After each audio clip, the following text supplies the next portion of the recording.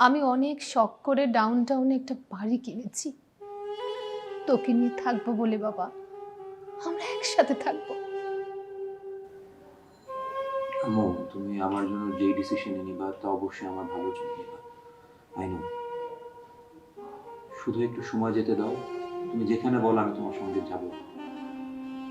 Sorry আম্মু, তুমি এবারের মতো চলে যাও। আমি আমি এবারের মতো থাকি।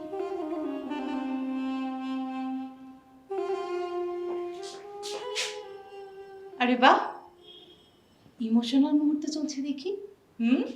আমি কি ডিস্টার্ব করলাম? এই উমেশা, গরম গরম কফি নিয়ে আসছি। আমি কি কাবাবে হাড্ডি হয়ে গেলাম আন্টি?